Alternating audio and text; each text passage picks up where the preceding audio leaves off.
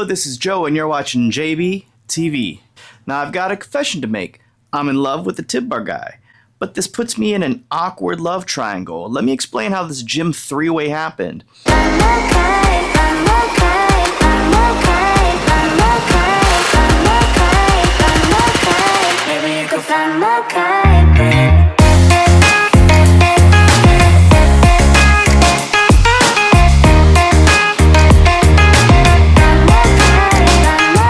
Now, it all started with running, everyone's favorite form of cardio. My shins were getting wrecked. I learned about the need to strengthen your tibia, so of course I ran across the Tib Bar Guy Tib Bar.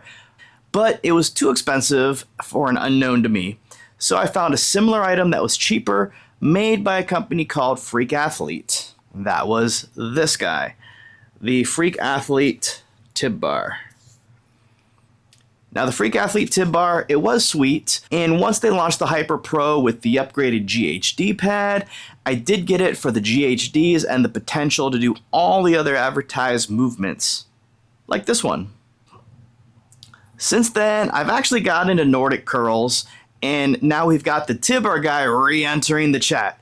See, they've got this Nordic back machine, V2, and they slid into my DMs asking me to give them a try. And guys, it does feel nice to be wanted, so I figured let's just give it a shot. So now we're full circle and I'm back to the original company that got me on this crazy train of Tib Bars and Nordic curls. Now the funny thing is, the Tib Bar Nordic curl is actually the cheaper product when compared to the Freak Athlete Hyper Pro. Now everybody, they do love a good redemption arc, and are we going to find one today? Let's see. Now I'm not doing a full Hyper Pro review on this video because there's plenty of lengthy reviews out there already. Some of the most in-depth reviews that I've seen on the Freak Athlete Hyper Pro that I've appreciated were by Joe Gray and Jim Crafter. I can link to those videos and you can check them all out later. That product, it is worth the money, but only if you're wanting and needing to utilize all of those different functions and willing to pay over $1,000 for them.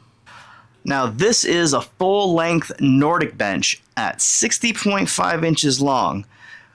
When you stand it vertically, its footprint is actually 20.5 wide by 20 deep, and those are inches. This takes up a very small footprint when it's vertical. Now the bench itself, it has a 500-pound weight rating, which basically means anyone can use this. Remember, you're not using this for a bench press or anything. You're mostly just loading your body weight on this bench. When it's stood vertical, it has wheels for transport. There's also a handle to make this easy to move around the gym. Now there is a stability weight horn in the back, but even when rocking back and forth like a baby seal, it doesn't move. Now, no review is complete without covering costs. This is currently on sale from $6.99 to $5.99, and there are discount codes out there you can use to bring it down more. If you do decide to purchase, please consider using my affiliate link, as I do get a small commission which helps me fund the channel. The affiliate link in no way impacts this review, as I am also an affiliate with Freak Athlete, and technically, since their product's more expensive, I should just recommend that over this purely to get more commission, but homie, don't play that. Now, full disclosure, this Tib Bar piece was sent to me for free for review. It doesn't change anything of how I view it, and I am glad it was sent to me because this is a good piece. Now the machine, it does claim 4-in-1 core functions. That's going to be Nordics, back extensions, hip thrusts or split squats, and reverse hypers. Now they used to advertise this as just a 3-in-1, but they added the reverse hyper at one point. We'll get to why I think that is or isn't a good move on their end. Now Nordics, they're the most humbling of exercises. This bench, it goes to all angles imaginable. You can go all the way up to 45 degrees, and that's going to be your easiest, and then it moves down in 5-degree increments from 45 down to 15 so you can progress. Then there's this little bar. That bar can do 2 additional adjustments down from that 15 degrees to 10 degrees and to 0 degrees. This bar used to have 3 adjustments. I think the other used to be an 8 degree. This extra adjustment is actually what caused the instability in the unit about a year ago, and how Joe Gray over at Gray Matter Lifting was able to actually break this unit twice. Now, if you bought this unit over a year ago, proceed with caution because that is a weak point. Anyone that's bought it recently within the last couple months or so, you're good if you only have those 2 adjustments at the 10 and the 0. You kind of got a version 2.5 instead of just a V2. And I do like how this was one of those silent upgrades and not just touted as a V3, boasting some like stabilization technology or something like that. All they did was change the angle of that bar and it made it more stable. It does tell me that the Tib Bar Guy is more about the product than the marketing.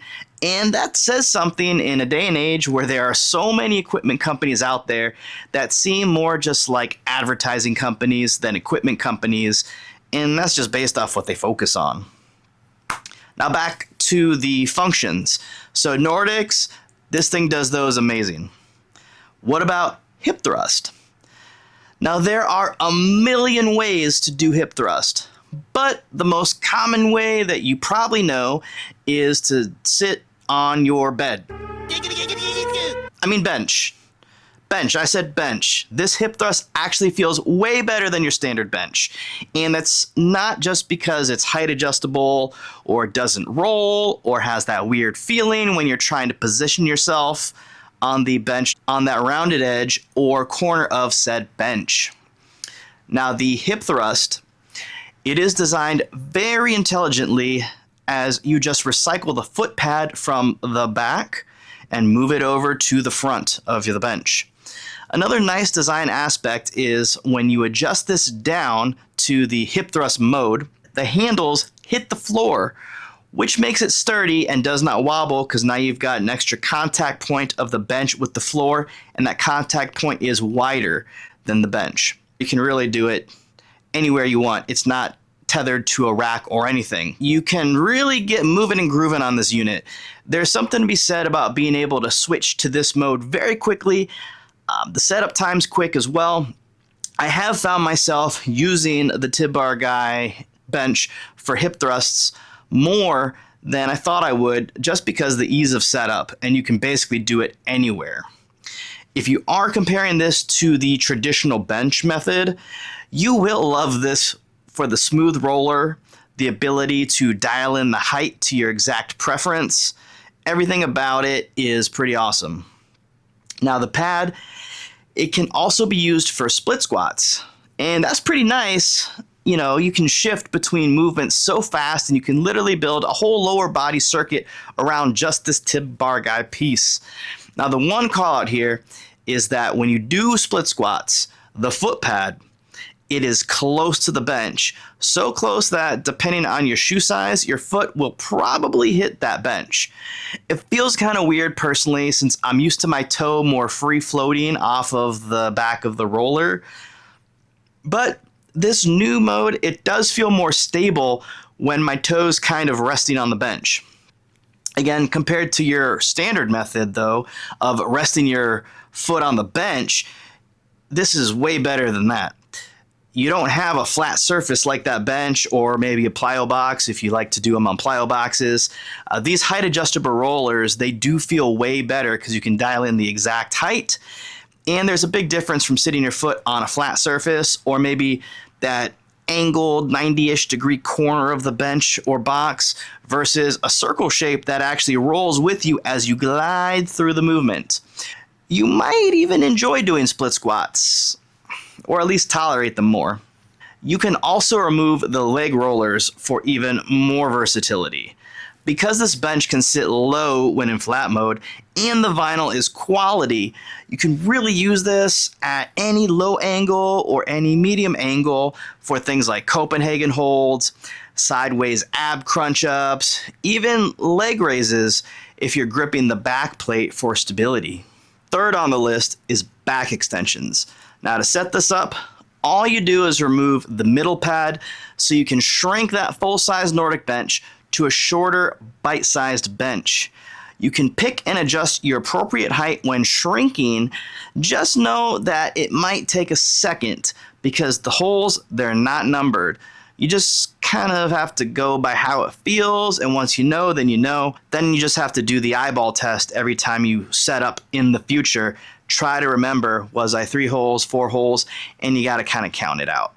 A little bit annoying, but if that's the biggest gripe with this product, then that's not too bad. Now, there is a split at the top of the bench, and that's for comfort. It matters more for dudes, if you know what I mean. Because this is at the same alignment as the Nordic pad mode, you can actually utilize those, 15 degree to 45 degree angles for different back extension angles as well. The way I look at it, anything you can do on a Roman chair, you can do in this mode. So for example, you don't just have to do straight back extensions. You can do obliques, for example, or the love handles, the side crunches. Now the last of these 4 movements, it's the reverse hyper. Now to enter this mode, you have to lift the bench all the way high and hold the handles. This could feel better if maybe the pad was a little bit more wide. If you've ever seen a traditional reverse hyper, it's a giant pad that sits really high up. This does not have the ability to do that. If this were the size of an actual reverse hyper pad, this would be unwieldy, it would be uncomfortable, and very heavy. So we do what we can with this. It doesn't feel good partially because of the size, but then also because the plane that you're gripping onto is throwing your body up. So think of a traditional reverse hyper where you're laying flat on top and swinging under to decompress your spine. This throws you in at a more harsh angle on the Tib Bar Guy system where you have to swing your legs down under. As someone who used to own a Rogue Westside Scout Hyper, these movements do not feel remotely close. But honestly, I sold that. And reverse hypers, they're such a niche movement that I don't think you're really missing out on much by this not performing a perfect reverse hyper. Unless you're squatting really heavy or you just need to really prep your body every time you have a squat day, or if you have maybe some lower back issues, the reverse hyper is not necessarily a training modality that you're probably going to be doing that much on a regular basis. It is one of those more niche movements.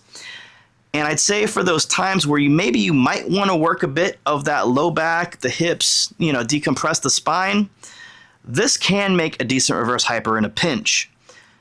But if you're someone that's trying to do it weekly or maybe for therapy or again to prep yourself for those heavy squat days, this ain't gonna get it done. But for something that doesn't take any extra room, it's not a bad add-on. If you really wanted a reverse hyper, I would say just get a Westside Scout Hyper. Those things are pretty good. I sold mine not because it wasn't awesome, but just because simply I didn't use it enough. And even though it did fold up, it still took enough valuable space in my gym where it made more sense for me to get rid of it. Now that we did cover the worst of the 4 movements, what else is not great on this machine? I'll say getting used to the adjustments, it's a bit of a learning curve. If you actually use it, these adjustments, they do become muscle memory, but that initial barrier to entry, it can feel tedious when first using it. So proceed with caution. Putting the middle pad back on when you're going from back extension mode to Nordic mode, it can sometimes get tricky if you're just trying to go fast. I've missed the hole a few times. Oh, why didn't you just go home? That's your home! Are you too good for your home? Answer me! Another point of contention for me was this magnetic piece. Now, it makes the product want to open up sometimes if you're just flinging it around all willy-nilly during transport. I will say, I don't know if this is going to happen often. For me, I tested this product out for a few months and went very rough on it. At many points, I was doing very unnatural movements just trying to break it, especially after, like I said, I saw that video where Joe Gray was successful at breaking it. and I was almost frustrated because I could not break this machine. And I weigh 220, so I think my weight's maybe a little bit different proportioned than Joe Gray because he lifts pretty heavy. But I still felt if I slammed 220 pounds of my frame on this thing over and over and over again for months, that I should be able to break it like he did. And that is when I eventually discovered that they, did the reinforcement. But going back to the metal bar, it's not going to open up normally. But if you throw it around like a jerk like me, it will sometimes during transport. This thing, it has survived my abuse for several months, and it came out swinging. There's not even a scratch on it, to be honest. It would be nicer if that metal bar were held in by like a pop pin or something else. But like I said, the magnet, it does hold during normal use, but it does have the ability to open up if you are rough with it. So just something to note. How about the fit and finish? I did talk about how this thing didn't really scratch or anything. Main part of that is because this vinyl, it is grippy, and it is actually better than its Freak Athlete comparison. This padding feels very sturdy. I'd say it's probably overbuilt, to be honest, since you're not loading anything except your body weight on it. But in this case, overbuilt, it isn't necessarily a bad thing because it's not adding extra weight. It's not adding extra size to this machine. It's just better quality internals. One thing that did puzzle me was these pop pins. There are some pop pins on here that are metal, and then there's others that are plastic. I am not sure if it would have drove the price up to make all of them metal, but it does just feel like a tease when you get this one premium pop pin on the unit, and then the rest are your average run-of-the-mill plastic pop pins. I once heard a saying that you can't be half pregnant. Either you are or you aren't. But pop pin wise, this machine is trying to be half pregnant because it's dabbling a little here and it's dabbling a little there. Now, if I'm comparing this to the Freak Athlete Hyper Pro, this does not do as many things, but it also doesn't need to. While both benches are Nordics, there are different markets, so it's really hard to say which one is better than the other. Price-wise, the Freak Athlete, it has recently become a little bit more competitive. It's now throwing in the GHD pad, which used to be $220. Last year when I got my Hyper Pro, I paid that $220, so I'm a little bit salty about it, and I'm just kind of watching my money burn. I'm only burning my half. But if you're a new purchaser, a new user of that Hyper Pro, you can now get for free what I paid $220 for. If you're not adding on the leg developer for the Freak Athlete Hyper Pro, you're looking at an MSRP of about $1,000. Sale price currently sitting at around $800. So while that GHD is no longer costing you that extra $220 like it did for me, you're still basically paying that extra $200 for the GHD if you're comparing it to the $600 Tib Bar Guy unit.